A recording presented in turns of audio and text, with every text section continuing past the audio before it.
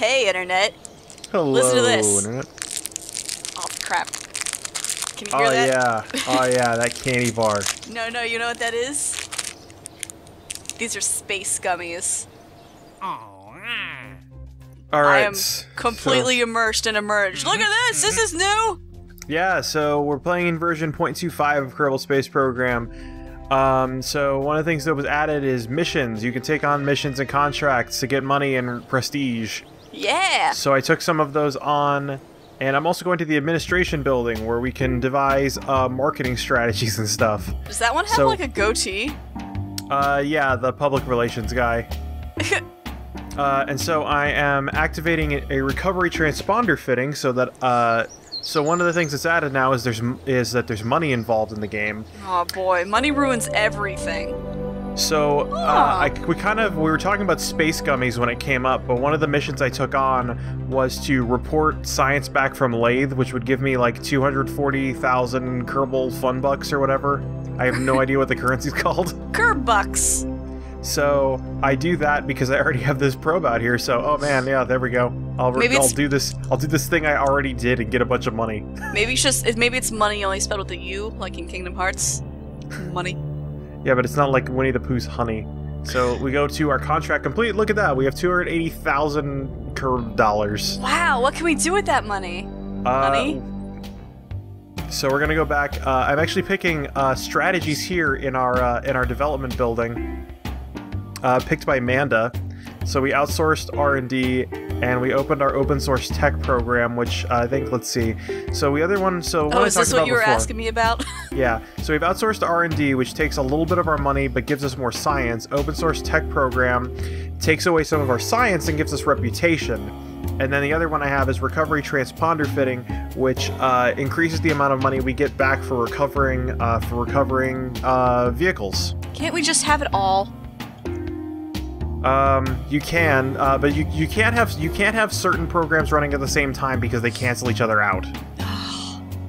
So I go back and forth between all of these things. I want something that'll get us a lot of money, science, and good reputation, and bitches. Unfortunately, you can only have 2 of those 3. No! And the bitches come on their own. Bitches are under reputation. So I go to R&D, because we've amassed a shit ton of science. Mm-hmm. So I go through all of our options here. One of the things I want to pick up is advanced electronics. I want to pick up advanced motors so that we can finally build rover wheels. Oh yeah. Kerb Ford was just born. And then, let's see, composites gives us more complicated construction equipment. Let's see. There's also a bug here where for some reason everything, it's supposed to upgrade the tech tree every time I do this, but it doesn't. Uh-oh. So I have to I actually have to back out of the science area and go back in and get the rest of the tech tree. So I pick up specialized electrics, which one of the things that includes is a beamed power transceiver. Sweet. What will that do? We'll get to that in a little bit. So cool. I get hypersonic flight, which gives us a whole bunch of new plane components, advanced aerodynamics, composites. So I come back in, and now we have more stuff we can get. So very heavy rocketry, which gives us big engines, big tanks, big fairings. I like a guy with a big fairing. Yeah, I know. So we get experimental electrics, which gives us an even bigger beamed power transceiver and some other stuff. Also, let's see, I think more radiators and some other materials that don't matter quite as much. These gummies are packed with vitamin C. Are you sure they're not just vitamins? So we go to the vehicle assembly building. And, oh yeah, because all my spaceplane designs don't work anymore because one of the components I need doesn't exist in the game anymore. Oh no! So Sugar's gone forever! And Space Busket! And Space Busket. But I build new space planes. One of the nice things is that when B9 updated, all of the B9 components now also can be used as fuel tanks. Alright. Every last one of them? Yeah, so you have dual-use components that actually serve a lot of different purposes. So like the whole fuselage is a fuel tank. I also have 2 fuel tanks on the side, And one of the things I unlocked under the new advanced aircraft things is the Rapier engine, which One more time? Rapier. Okay. It is which is a play on the reaction engine's Saber engine, which is the synergistic air-breathing rocket engine. Got it. Which is a rocket engine that can, as the name suggests, it can actually breathe air. It functions like a jet engine in atmosphere, and it has its own internal supply of oxidizer when it goes into space. So now we only need. So now we don't need. So I call this aspartame. So now we don't need a whole bunch of different engines. We don't need. I don't need to sync up action groups. I don't need to really think about this stuff as much as I did before. More like Aspar Wild. So there's the Rapier engine. This is also this is looking pretty cool. Yeah. So this is one of the the aerodynamics. It's because I was under time acceleration. I didn't realize it. Whoa. So we're getting fast. We're getting wild. We're going into space here. It looks great. Do a barrel roll. Yeah. And so we get into orbit.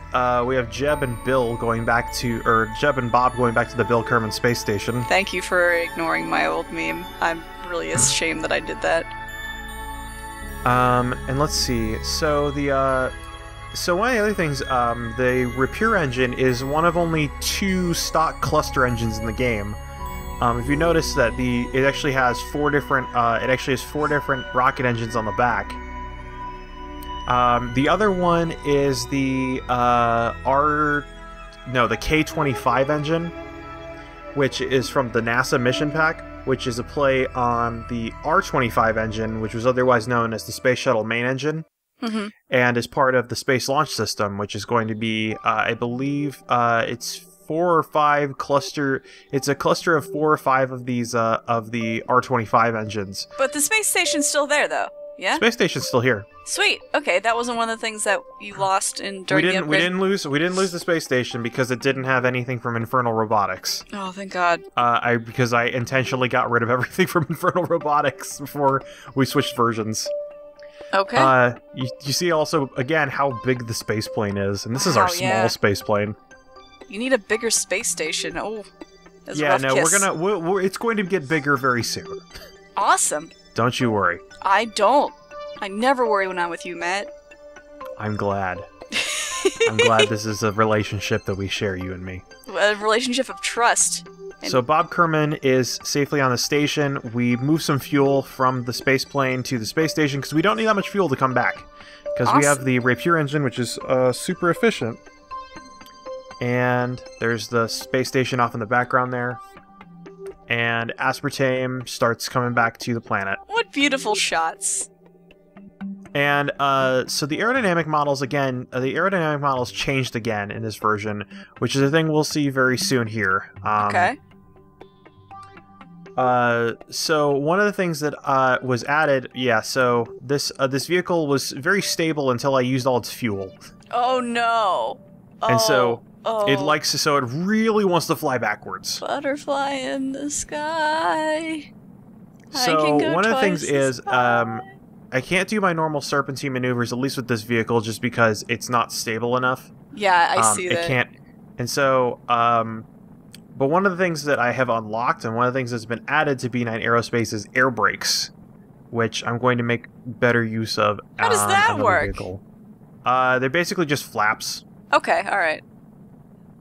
I'm imagining like a Looney Tunes type situation. No, it's not. Yeah, it's not like that. Although, they're basically just flaps that extend and really increase your drag. Okay. So less of a brake and more of a kite. Yeah, I suppose. I mean, you just call them air brakes because they're a means by which to decelerate. I know. Yeah, to brake. I'm just being me. You know? I just always... You gotta be you. I gotta be difficult. And so here we go. You got a little bit of a look inside that inside the new B9 Aerospace cockpit, which has really crazy multifunction displays now, which you can use to check out everything. One of these recordings you should just like hang on that for a while, and we'll check out everything that's inside. I think there is a part in coming up where I hang on it because I check out a lot of the different functions. Cool. All right. I'm a psychic. Yeah, so we're coming in on approach. Again, not even trying to shoot for the runway. Jebediah looks like he has probes in his head. He's just happy as a clam about it. And now there's actually little brake sounds now. Oh, I hear that. And yeah, you can see the air brakes. I only put them on the wings. I needed more of them. Nice. Nice, though. So there was a part before where I was talking about beamed power.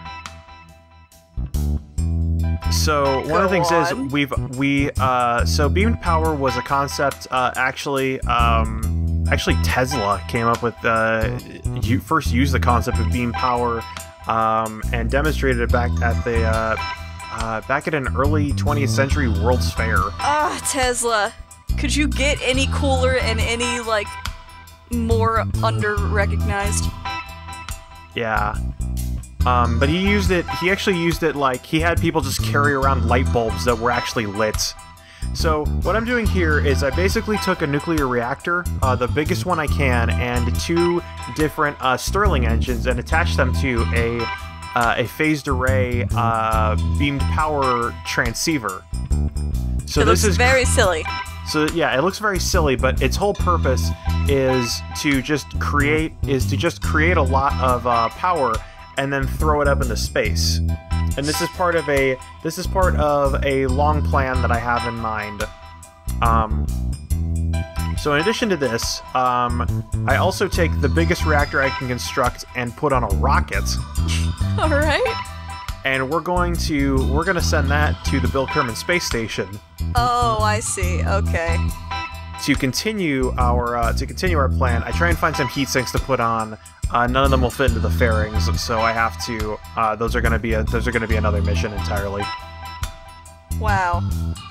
So I add another habitation module on the opposite side of the fission reactor. No, right next door though. And then yeah, I keep reconfiguring this because I have to figure out a way to make it work like I want. Dude, Rome wasn't built in a day. So, I also had a lot of docking nodes in good places because that was a problem I had with my previous space station, or with my previous space station components, was that there weren't enough docking nodes.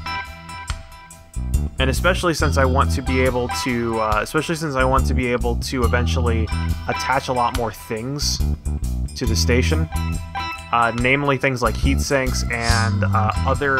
I'm gonna eventually connect other beamed power transceivers, so that the station can act as a relay point. One of many that I'm actually going to start launching all across the all around the orbit of Kerbal. That's exciting. Like, I'll be honest, when we had the update and things weren't working, like, I was a little nervous. I was like, man, we worked so hard for this cool idea, like, what if it doesn't come to fruition? But I'm excited again. I'm back on the hype space plane. Back on the hype plane. That's it. And now I have the new huge. Now I have the. Oh right, and I change hype rocket. Yeah. So this is not actually. This is sadly not. Most of this I don't actually even attempt to recover. Which this is a very expensive vehicle. You notice it costs 125,000 Kerb dollars basically. Yeah. Why don't you try recovering any of that now that money's an issue? Because mostly just because of the launch profile. I hadn't even, up until I did the Falcon 9 launch, which was done after this, I didn't even consider the idea that I could possibly recover launch vehicles. Okay. Because of the limitations on the physics engine. Yeah. But anything's possible in the Kerbal Space Program. Yes. Just like Old Spice. Put that on our mission patches. Anything's possible.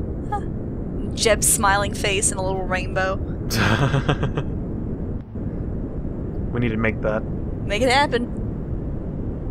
So I'm basically, with what I've basically constructed to lift this is something like a Delta IV Heavy, which is my favorite rocket configuration, because it's called a Delta.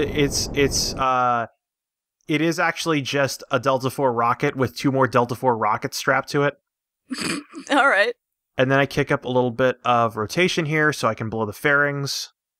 And now you can actually see that the reactor is now exposed because now we're out of Kerbin's atmosphere. Look at the beauty of space. And we're attempting to circularize our orbit here. So many stars. Think we'll visit them all someday? Maybe. Someday long, long away.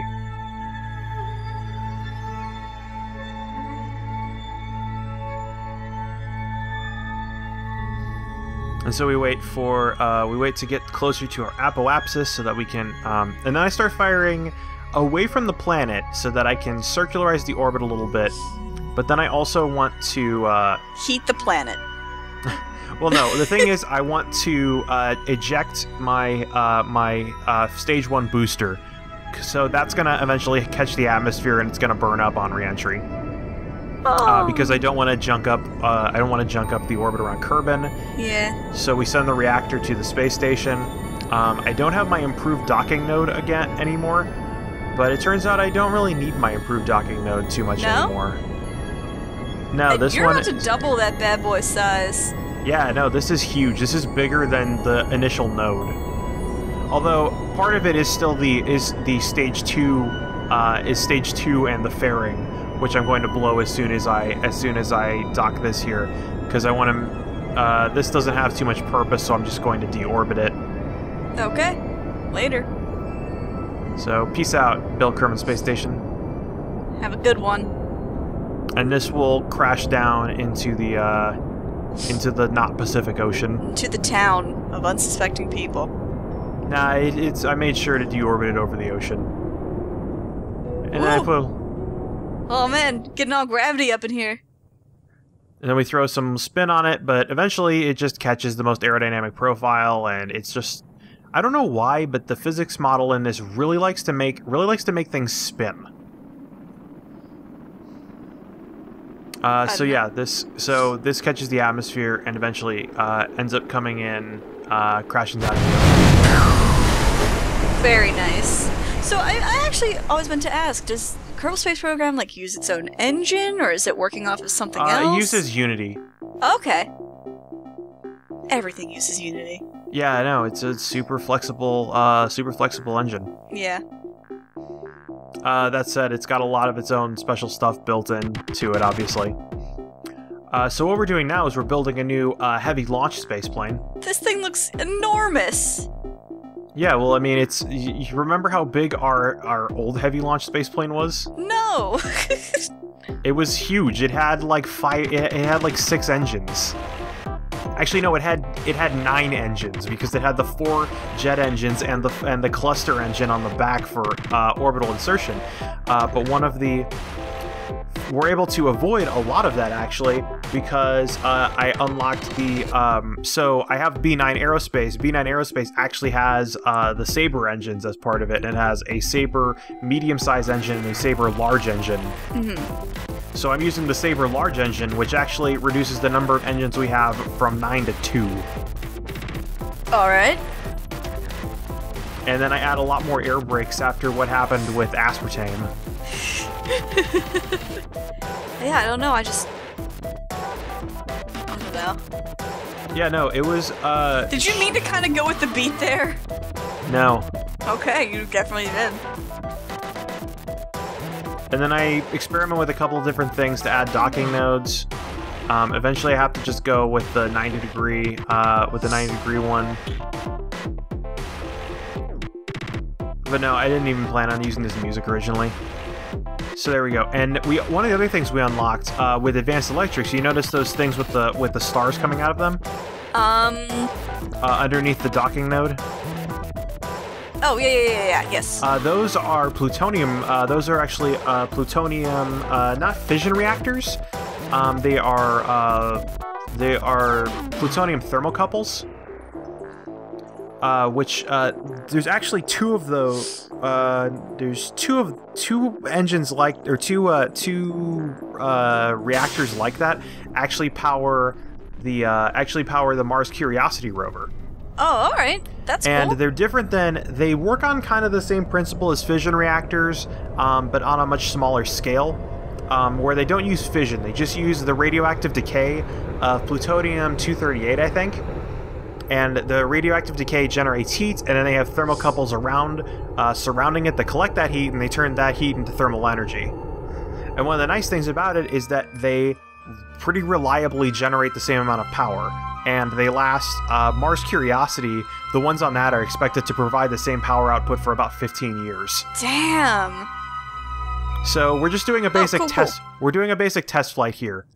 We're just sending this back to, so we just made sure we could get this into space, and we're going to send it back to Kerbin after this and make sure we can land it okay. Look at all that. Wow. Abort. Yeah, there's an abort button you can hit that activates the emergency ejection sequence and stuff like that. So we start re-entering the atmosphere, and we play around with some different descent profiles.